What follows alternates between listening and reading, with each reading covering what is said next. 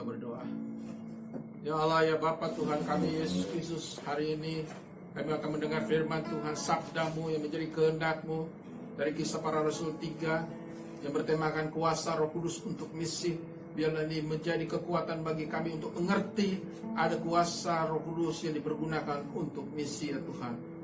Berfirmanlah Tuhan, kuduskan kami yang mendengar, siapapun yang melihat, dan kami yang menyampaikan firman Tuhan. Terpujilah Engkau Tuhan kami Yesus Kristus. Amin.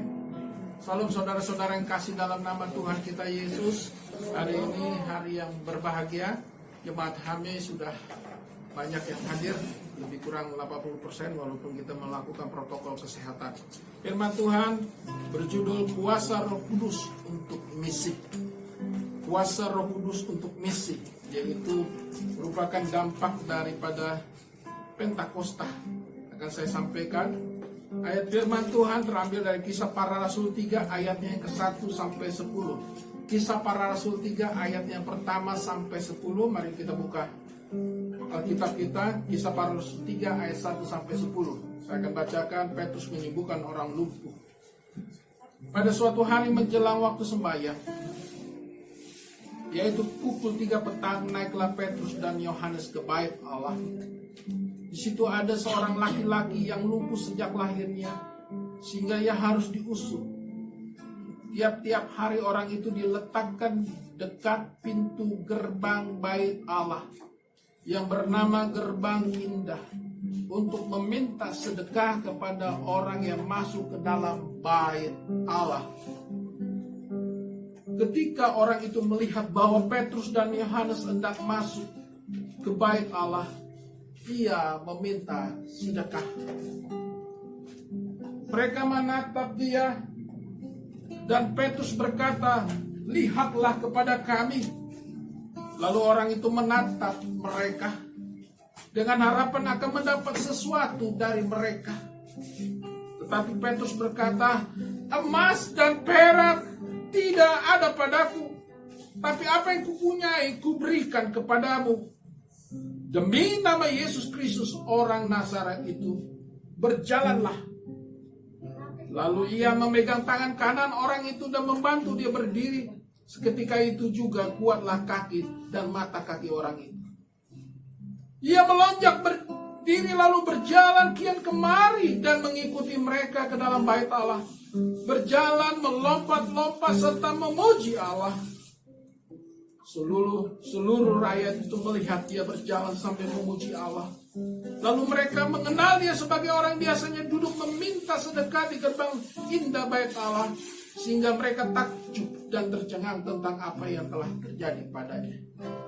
Saudara yang kasih dalam nama Tuhan kita Yesus Kristus, apa yang mau kita lihat dari pembacaan firman pada hari ini? Yang pertama dari ayat 1. Petrus dan Yohanes melakukan kegiatan sembahyang jam 3 petang. Mereka orang yang tekun, hamba Tuhan yang tekun dalam sembahyang dan berdoa. Kita tahu pada saat itu orang bersembahyang jam 9 pagi, jam 12 siang, dan jam 3 petang. Luar biasa. Kalau ini dilakukan para hamba Tuhan pada hari ini, ada kebiasaan yang baik. Mereka menghadap kepada Tuhan, hadirat Tuhan, mereka beribadah. Pagi jam 9, siang jam 12, dan petang jam 3 sore. Ada banyak hal yang didoakan oleh mereka. Menyembah Tuhan dan memuji Tuhan. Dan pokok-pokok dan menara doa mereka bangun setiap hari. Itulah Petrus dan Yohanes yang berjalan pada saat itu setelah hari Pentakosta. Mereka makin semangat. Setelah mereka melakukan KKR, mereka tetap rendah hati. Setelah 3.000 orang bertobat, mereka tetap sembahyang di dalam rumah Tuhan. Mereka tidak menjadi sombong. Yang kedua, kita lihat ayat 2-5. Apa yang kita lihat? Ada seorang lumpuh sejak lahir, cacat lahir, dan selalu mengemis di depan gerbang indah bait Allah. Dia adalah meminta sedekah. Setiap hari ada orang yang menuntunnya dan menaruhnya di depan gerbang indah bait Allah. Anda bayangkan bertahun-tahun dia duduk di situ setiap hari menunggu orang yang lewat untuk bersembahyang. Tiap hari. Karena keterbatasan fisiknya, dia hanya meminta sedekah. Dia hanya meminta uang. Padahal itu rumah Tuhan loh. Rumah doa. Bait Allah. Sebetulnya kalau kita mau jujur, bukan hanya sekedar meminta uang, tetapi juga bisa meminta kesembuhan, meminta keselamatan, meminta pertolongan, lebih daripada itu. Tapi apa yang terjadi? Bertahun-tahun orang itu hanya meminta sedekah, keterbatasan cara berpikir. Karena dia melihat fisik yang terbatas sehingga membatasi cara berpikirnya. Dan membatasi imannya. Terbatas semua. Nah, saya mau melihat juga bahwa dengan ayat ini juga kita mau ditegur. Kadang-kadang kita sebagai jemaat, sebagai umat Tuhan, kita terbatas hanya apa yang kita lihat. Padahal kita bisa menembus batas bahwa Allah yang tidak terbatas itu bisa memberikan yang lebih dari apa yang Tuhan inginkan dalam kehidupan kita. Amin. Bayangkan, bertahun-tahun di rumah Tuhan. Kalau mau saya jujur juga banyak umat Tuhan bertahun-tahun datang ke gereja dan tidak bertumbuh imannya. Dari tahun ke tahun sampai dia tua pun seperti itu. Seharusnya kita lebih daripada itu. Mari kita datang kepada Tuhan dan meminta lebih. Keselamatan, pemulihan keluarga. Dan banyak hal yang bisa kita lakukan bersama Tuhan Yesus. Yang berikutnya yang paling pokok yaitu ayat 6. Yang akan saya sampaikan di ayat 6. Saya akan bacakan ayat 6. Tetapi Petrus berkata, emas dan perak tidak ada padaku. Emas dan perak tidak ada padaku, kata Petrus. Apa yang mau kita lihat? Petrus dengan jujur mengatakan dia, sekalipun dia seorang rasul yang hebat, sekalipun dia sudah melakukan KKR, sekalipun dia sudah mengikuti Yesus 3,5 tahun, menjadi murid Yesus, dan menerima banyak persembahan-persembahan tentunya selama perjalanan bersama Yesus. Dan waktu KKR 3.000 orang bertobat dan juga banyak persembahan. Tapi apa yang dikatakan, emas dan perak tidak ada padaku. Inilah kesederhanaan seorang hamba Tuhan. Pelayanan tidak menjadi sumber materi dalam kehidupannya. Motivasi pelayanannya tulus dan ikhlas. Dia tidak memanfaatkan pelayanannya untuk mencapai sumber materi dalam kehidupannya atau sumber kekayaannya. Dan ini juga menegur, kalau Petrus berkata juga menyindir orang-orang Yahudi, para orang Farisi, ahli-ahli Taurat. Karena mereka orang-orang yang sangat hidupnya lumayan dan hebat. Tapi Petrus murid Tuhan, rasul Tuhan, hidup dengan pola hidup sederhana walaupun banyak persembahan dia terima. Tetapi dia melakukan itu untuk okomene dan diakonia. Memperhatikan sekelilingnya orang-orang miskin, para janda. Yang kita lihat kisah para rasul 7. Bagaimana para rasul membagi untuk para diakonos. Ada orang-orang yang melakukan diakonos. Diakonia maksud saya. Mereka mengangkat diakonos di kisah para rasul 7. Saudara kasih dalam nama Tuhan Yesus. Emas dan perak tidak ada padaku. Apa artinya? Yang berikutnya adalah kemurnian pelayanan. Motivasi pelayanan adalah untuk melakukan pekerjaan Tuhan, melakukan misi. Bukan motivasi untuk mencari ketenaran, popularitas, kemewahan. Saudara kasih dalam nama Yesus. Jangan sampai kita sebagai hamba Tuhan terjebak dengan Matius pasal 7 ayat 21-23. Bukan dia berseru Tuhan, Tuhan, yang masuk dalam kerajaan sorga, tetapi orang yang melakukan kehendak Bapa di sorga. Ayat 22, bukankah aku sudah bernubuat, tumpang tangan, usir setan, melakukan mujizat dalam nama Tuhan Yesus? Tapi apa yang terjadi ayat 23? Aku tidak mengenal engkau. adalah engkau pembuat kejahatan. Mengerikan.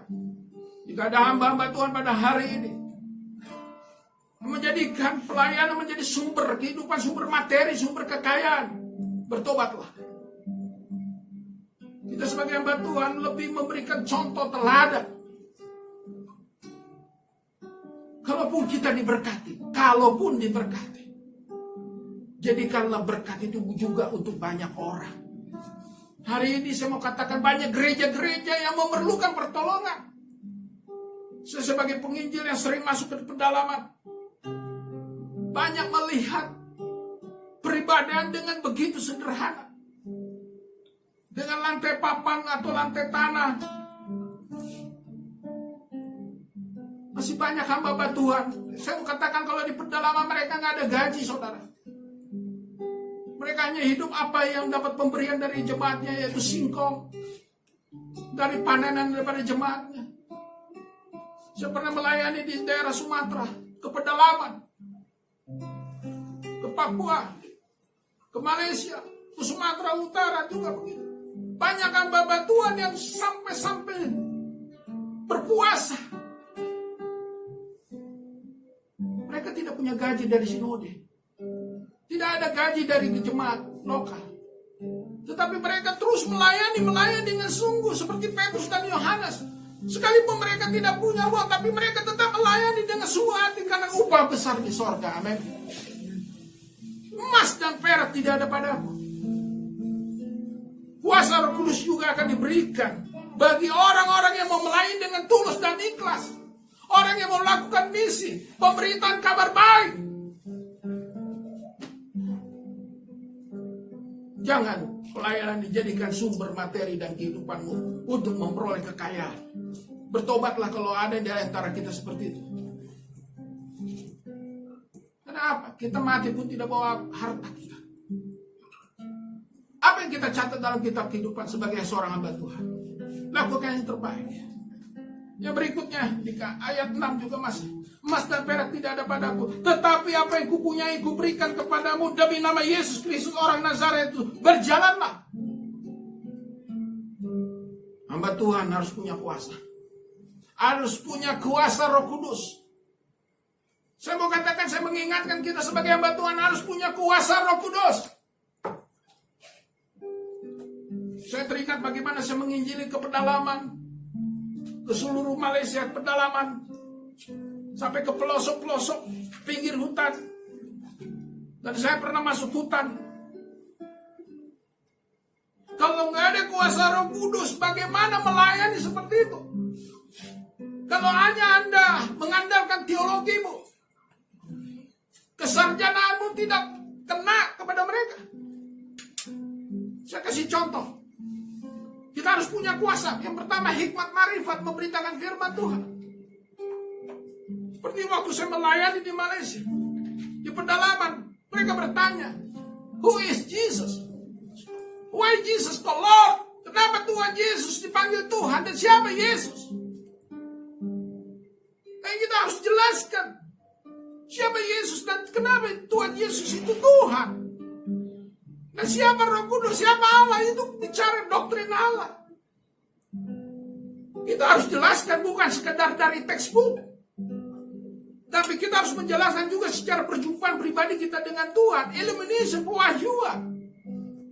Nggak cukup apa yang kita terima di bangku kuliah kita. Itu adalah kuasa Roh Kudus, hikmat marifat. Belum lagi waktu saya melayani di Sumatera, bagaimana menghadapi kekuatan perdukunan, penyembahan berhala. Waktu kami KKR, kami diserang oleh kekuatan kuasa gelap. Tapi apa yang terjadi? Tuhan bentengi dan mereka jatuh, lepak semua. Seorang hamba Tuhan harus punya kuasa. Dan itu saya alami sendiri. Dan waktu seorang rektor saya waktu itu, dia panggil saya ada di belakang panggung, dia bilang begini,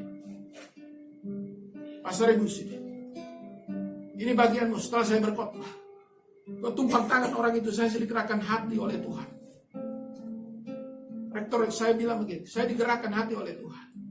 Kau tumpang tangan." Dan saya lihat orang itu matanya buta. Kenapa yang terjadi? Saya tumpang tangannya, saya melihat sinar putih masuk dalam orang itu. Dan mata orang itu terbuka, tercelip. Jadi bisa melihat. Harus ada kuasa Roh Kudus. Dan akhirnya orang di sekitar itu yang menyembah berhala. Saya tahu kampung itu seluruhnya 90% penyembah berhala. Kenapa yang terjadi? Mereka bertobat dan percaya. Dan hari ini mereka menjadi orang Kristen yang luar biasa. Katakan amin. Harus ada kuasa Roh Kudus. Begitu pentingnya. Dan Petrus dan Yohanes mendemonstrasikan kuasa Roh Kudus. Berjalanlah. Coba Anda bayangkan. Bertahun-tahun pengemis itu yang lumpuh ada di gerbang indah bait Allah. Bertahun-tahun. Jadi kuasa Roh Kudus juga untuk misi. Bukan untuk sembarangan main tumpang tangan. Tidak. Harus ada yang digerakkan oleh Roh Kudus. Digerakkan Tuhan.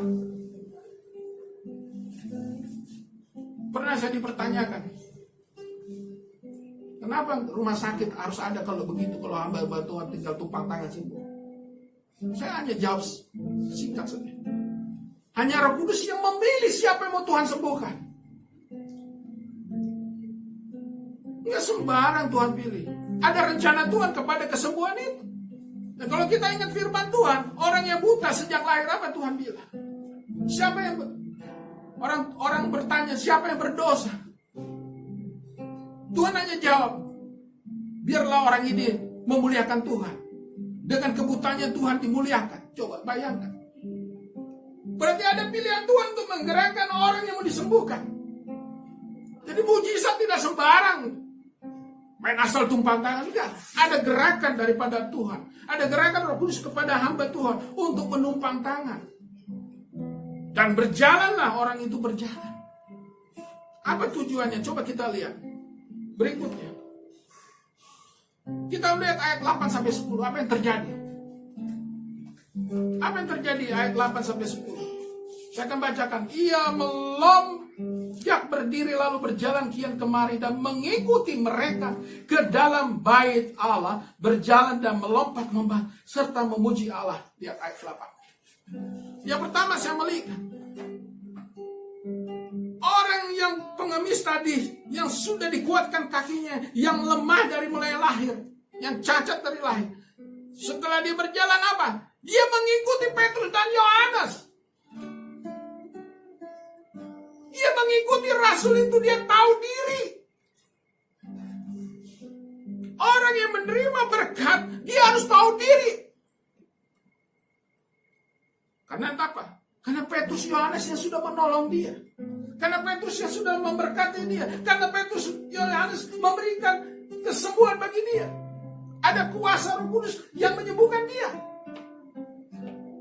Saudara, apa yang mau saya simak dari sini? Mari kita sebagai anak Tuhan, umat Tuhan, jemaat Tuhan, tahu diri dan mengucap syukur hamba-hamba Tuhan. Kepada hamba Tuhan maksud saya. Kalau saudara didoakan gembalamu, didoakan pendetamu, apa ucapan syukurmu kepada pendetamu? Dan kalau saya lihat mereka yang ada di pedalaman saudara, dan saya punya teman di Malaysia juga, dia sampai korbankan dirinya. Dia berdoa, dia berpuasa untuk umatnya. Dia berdoa dan berpuasa, menyerahkan dirinya untuk jemaatnya. Padahal dia bukan pendeta yang digaji dari sinode, coba bayangkan. Malah uang dia harta dia berikan kepada umatnya. Untuk operasional gerejanya. Untuk pertolongan kepada jemaatnya.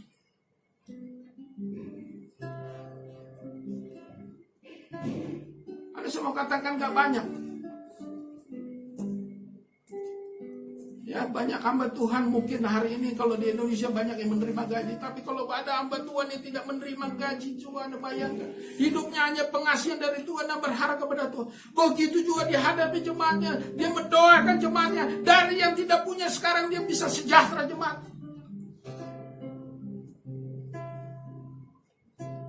Saya sebagai hamba Tuhan menghimbau jadi jemaat Tuhan. Mari kita jadi umat Tuhan tahu diri, mengucap syukur, berterima kasih. Ada orang yang mendoakan kita. Siapa itu? Para hamba Tuhan. Kalau Anda sekarang Anda diberkati, dipulihkan, Anda bergereja, ada pendoa-pendoa, yaitu pendeta. Apa yang kita ucap syukur kepada dia? Apa bentuk manifestasi kita? Coba lihat orang itu, dia melompat-lompat, dia mengikuti Petrus dan Yohanes. Dia ikuti, dia tahu bahwa orang ini sudah berjasa dalam hidupnya, katakan amin. Dan saya mau bersaksi sedikit. Sampai hari ini saya masih berdoa berpuasa, kecuali hari Minggu, karena saya pelayani. Saya pernah dipertanyakan, bukan orang Kristen. Mereka bertanya kepada saya, Pak Pendeta, kenapa Bapak Pendeta orang Kristen kok berpuasa? Saya bilang, itu kewajiban saya yang diperintahkan Tuhan untuk selalu mengingat besarnya Tuhan. Dan saya punya tugas, pergumulan saya, banyak sekali masalah yang harus saya doakan. Keluarga saya, jemaat Tuhan, bangsa negara. Dan diperlukan orang-orang yang mendoakan. Tapi apa yang terjadi, saudara? Itulah makanya Petrus dan Yohanes berani melakukan mujizat, demonstrasi kepada pengemis itu. Karena dia tahu orang ini pasti bersyukur dan berterima kasih, katakan amin. Dan saya berharap juga jemaat Tuhan dimanapun berada. Jika engkau sudah didoakan, engkau diberkati, sudah dipulihkan ekonomimu, kita ingat dulu bagaimana kau sebelum kau menikah, sewaktu kau masih kecil, dan kau sekarang diberkati Tuhan. Dari yang tidak punya, sekarang kau punya apa-apa. Itu karena ada doa-doa air mata dari orang yang mendoakanmu. Ingat. Ingat. Bahwa mereka berjasa dalam kehidupan. Dia memperhatikan kau. Yang kedua, saya melihat orang itu melompat-lompat serta memuji Allah. Ayat yang ke-8. Melompat-lompat dan memuji Allah, ada sukacita. Orang yang sudah menerima berkat harusnya melompat bersukacita dan memuji Allah. Saudara, saya mengingatkan pada hari ini, kita jadi orang Kristen berani untuk bersukacita dan memuji Allah. Jangan bersungut-sungut lagi. Jika kau sudah menerima kesembuhan, pemulihan, sudah mempunyai kesejahteraan dalam rumah tanggamu, ekonomimu, anak-anakmu yang dulu yang susah dan sekarang sudah besar dan sudah menjadi sarjana, mungkin sudah kerja dan membahagiakanmu, ingat bahwa ada Tuhan. Dan orang ini yang tadi saya katakan pengemis itu, kenapa dia memuji Allah? Dia tahu kesembuhan itu bersumber daripada Tuhan. Bahwa hidupmu hari ini kalau kau diberkati itu sumbernya daripada Tuhan. Apa balas kita? Apa manifestasi? Apa wujud kita mengucap syukur kepada Tuhan? Mari kita mengucap syukur kepada Tuhan dan memuji Allah dan bersukacita Tuhan. Kalau hari ini hidup ini adalah kesempatan aku bisa menghirup udara dengan bebasnya. Jangan berpikir kalau diberkati harus kaya raya, tidak. Anda bangun pagi sampai Anda tidur, Anda nggak bayar oksigen kan? Ya kan? Kalau di rumah sakit ICU, berapa Anda bayar oksigen untuk menghirup oksigen? Hari ini Anda kalau bisa berjalan dan sehat itu adalah anugerah Tuhan yang luar biasa. Orang yang tahu diri bahwa hidupnya diberkati Tuhan. Biarpun makanmu hanya makan nasi biasa, air putih kok biasa. Tapi kita bisa mengucap syukur. Coba kalau lihat di rumah sakit di ICU sana. Dia nggak bisa makan, dia harus disonde atau diinfus. Untuk diinfus saja sudah bayar, belum lagi sonde. Hari ini kalau kita cuma makan nasi sama telur atau makan dengan kecap atau garam saja, kita harus bersyukur, katakan amin. Jangan kau tunggu makan steak dulu, makan yang enak baru kau mengucap syukur. Saya jujur ya, saya katakan jujur, saya kesaksian, saya sering masuk ke dalam restoran, saya lihat begini. Restoran orang kita, orang-orang Kristen saya lihat. Kalau mau makan gak berdoa, gak ngucap syukur.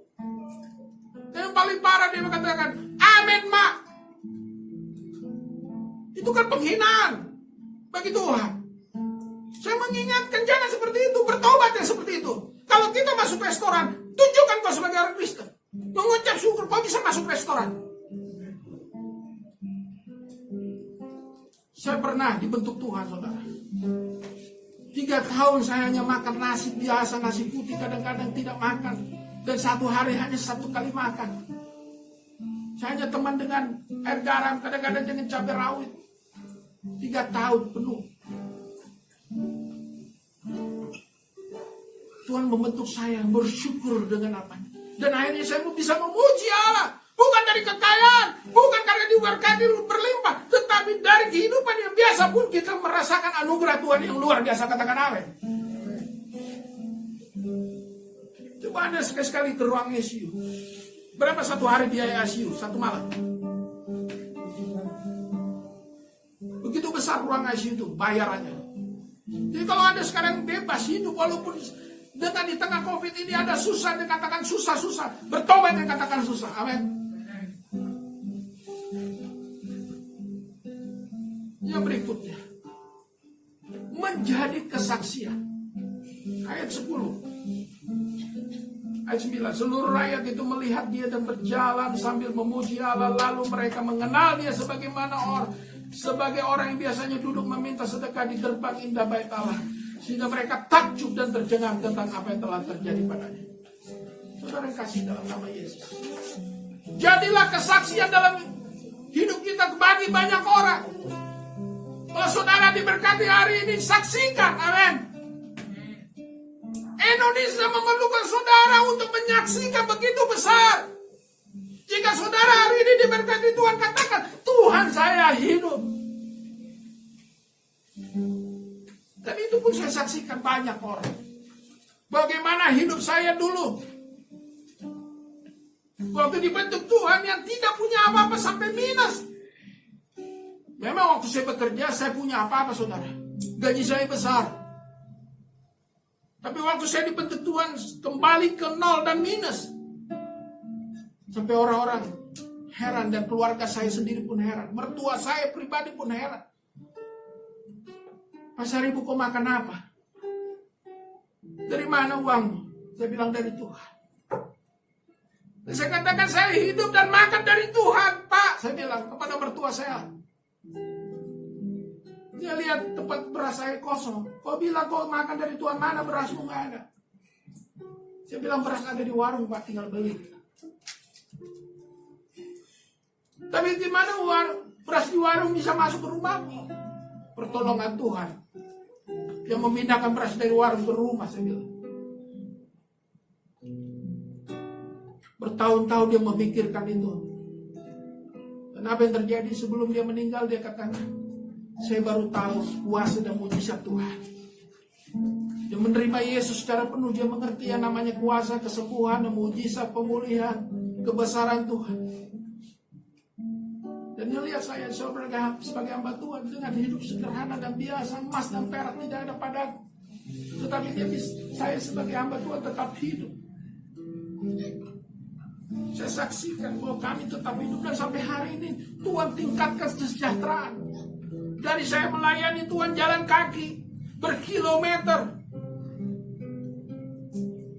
punya motor, dan akhirnya bisa ada mobil, dapat fasilitas mobil. Tuhan berikan itu semua untuk misi, untuk pelayanan. Kita saksikan begitu berkat Tuhan. Amin. Kesimpulan, apa yang mau kita lihat dari firman Tuhan pada hari ini? Jadilah orang yang pertama tekun berdoa. Yang kedua, janganlah jadi orang yang suka seperti pengemis.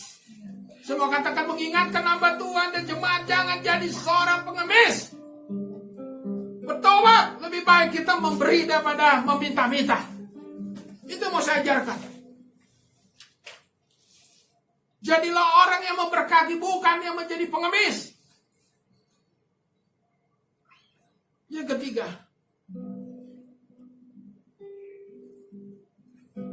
emas perak tidak ada padaku. Harta tidak dibawa mati, saudara. Mari kita orang yang jujur, ikhlas melayani. Jangan punya motivasi menjadikan sumber materi dalam pelayanan untuk kehidupanmu. Apalagi sampai kau bermewah-mewah. Apakah hamba Tuhan boleh diberkati? Ya, boleh. Sangat boleh. Tapi jangan kau tunjukkan kemewahan. Itu menyakitkan hati bagi umat yang masih dalam konteks kemiskinan. Apalagi kalau lihat hamba Tuhan di pedalaman. Antara makan dan tidak makan. Yang berikutnya, hamba Tuhan harus punya puasa. Puasa itu tidak harus spektakuler. Puasa itu Tuhan berikan karunia untuk melayani, di mana Roh Kudus yang menggerakkan. Ya kalau hanya dia, mana ada kuasa Roh Kudus. Sebagai hamba Tuhan harus punya inovasi juga, melayani, melakukan misi. Disitulah kuasa Roh Kudus bekerja. Dan saya mau saksikan, saya tambahkan, waktu saya berangkat ke Malaysia, saya hanya punya uang cuma 100 ringgit.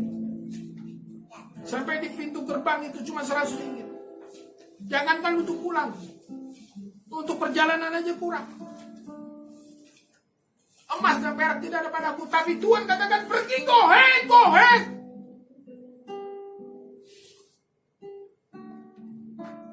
Sampai teman saya bilang, kita mungkin tinggal di sini nggak pulang lagi ya. Tapi kuasa Tuhan, mujizat terjadi dan kami tetap pulang, dan malah Tuhan berikan bonus, kami dapat oleh-oleh. Ada jemaat yang diberkati, dia bawa ke kami. Ke supermarket dia bilang, pilih oleh-oleh. Dan kami diberikan oleh-oleh 1 koper, saudara. Itulah kalau orang melayani Tuhan dengan tulus ikhlas. Yang berikutnya,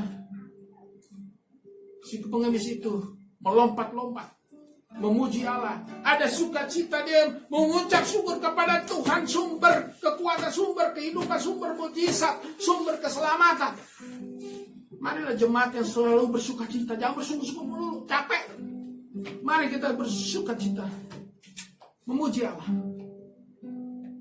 Yang berikutnya juga, orang gelandangan itu, orang pengemis itu apa? Dia ikuti Petrus Yohanes. Dia tahu hamba Tuhan ini sudah melakukan karya bagi dia. Saya mau mengingatkan jemaat Tuhan, dimanapun kau berada, ingat ada hamba Tuhan yang berdoa. Mungkin mereka hambamu, gembalamu, dia sudah berpuasa. Saya katakan saya juga berpuasa sampai hari ini. Banyak orang bertanya, apa sih puasamu? Saya katakan puasa saya adalah puasa Roh Kudus. Untuk Roh Kudus terus tetap di dalam hati saya dan mematikan seluruh kedagingan saya, yang terus menerus memperbarui hidup saya. Dan saya melakukan puasa, dan banyak orang yang minta doa, dan saya harus mendoakan mereka. Walaupun saya sebagai hamba Tuhan tidak berharap mereka mengucapkan terima kasih. Biarlah mereka mengucap terima kasih kepada Tuhan. Walaupun. Tapi untuk puji Tuhan, ada beberapa mahasiswa saya, mantan mahasiswa saya, masih mengingat saya. Tapi banyak juga orang yang sudah dilayani, sudah bertobat, dan sudah dipulihkan ekonominya, lupa dengan janji-janjinya, lupa mau bangun gereja, lupa mau kasih perpuluhan. Biarlah Tuhan yang berurusan sama dia. Karena sumber kesembuhan, sumber berkat itu dari Tuhan. Yang berikutnya, yang terakhir adalah, jadilah bersaksi kepada Tuhan. Apa yang kau sudah terima, apa yang kau sudah diberkati, kau bersyukur. Setiap tahun kau ada ulang tahun kan? Apa perjalanan hidupmu dari tahun ke tahun, kau ucap syukur. Apalagi kalau kau dulu dari kampung, yang sekarang kau di kota, sudah hebat, sudah pejabat tinggi, mungkin kau sebuah pengusaha, anak-anakmu sudah hebat. Ada orang yang mendoakan. Siapa itu? Minimal orang tua, pendeta. Saya ingat ada seorang kesaksian seorang artis stand up komedi. Sekalipun nama dia besar, tetap dia memberikan persembahannya kepada pendetanya. Dia bilang apa? Saya tidak akan lupakan pendeta saya. bahwa dia telah berdoa untuk saya, dan sampai hari ini saya bisa seperti ini karena ada orang yang mendoakan saya. Dan dia lupa juga kepada orang tua. Dan itu dia saksikan kepada banyak orang bahwa dia hidup karena ada yang mendoakan, ada yang berjasa dalam hidupnya. Kalau kita ingat siapa yang berjasa untuk hidup kita. Amin. Inilah firman Tuhan pada hari ini yang mengingatkan kita untuk hidup di dalam kebenaran firman Tuhan. Tuhan Yesus memberkati kita semua. Mari kita berdoa. Tuhan Allah kami yang besar dan hidup. Siapapun yang mendengar firman Tuhan, kami bawakan dalam doa. Apapun permasalahan, apapun pergumulan mereka di tengah COVID-19 ini, berserulah dan meminta tolong kepada Tuhan Yesus yang luar biasa. Dan ada kuasa mujizat. Jika engkau sakit, percaya kalau Tuhan digerakkan dan Tuhan menggerakkan dan kuasa Roh Kudus bekerja, engkau sembuh di dalam nama Yesus. Jika ada masalahmu, Tuhan akan memberikan solusi dalam kehidupan. Tapi ingat, setelah kau menerima berkat dan mujizat dan pemulihan, percaya kepada Tuhan. Ucapan syukurmu, puji Dia, sukacitamu, dan ingat, saksikan apa yang kau sudah terima daripada Tuhan Yesus. Terima kasih Tuhan. Siapapun yang mendengar, urapan dan kuasa Roh Kudus bekerja dimanapun engkau berada. Nama Yesus ditinggikan dan dimuliakan. Amin.